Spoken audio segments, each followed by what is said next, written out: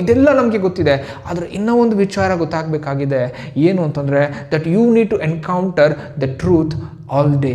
ಪ್ರತಿಯೊಂದು ದಿನ ಕೂಡ ನೀನು ಎನ್ಕೌಂಟರ್ ಮಾಡಬೇಕು ಟ್ರೂತ್ನ.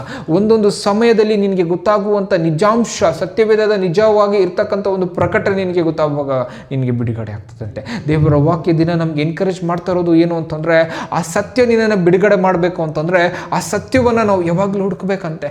ಯಾವಾಗಲೂ ನಾವು ಹುಡುಕುವಂಥವ್ರಾಗುವಾಗಲೇ ನಾವು ದೇವರನ್ನು ನಾವು ಕಂಡುಕೊಳ್ತೇವೆ. ಯಾವಾಗ ನಮಗೆ ಬಿಡುಗಡೆ ಬೇಕು ಅವಾಗ ನಾವು ಏನು ಮಾಡಬೇಕಂತ ಸತ್ಯದಲ್ಲಿ ನಾವು ಹುಡುಕಬೇಕಂತೆ. ಅವಾಗ ನಮಗೆ ಬಿಡುಗಡೆ ಆಗ್ತದೆ. ಈ ಒಂದು ದಿನ ದೇವರು ಈ ಮಾತನ್ನು ಹೇಳುವಾಗ ನಮ್ಮ ಹತ್ರ ಏನು ವಿಚಾರ ಮಾತಾಡ್ತಾ ಇದ್ದಾರೆ ಅಂತಂದ್ರೆ, ನಿನಗೆ ಸತ್ಯ ಗೊತ್ತಾಗಿಲ್ಲ ಅಂದ್ರೆ ನಿನಗೆ ಬಿಡುಗಡೆ ಆಗೋದಿಲ್ಲ.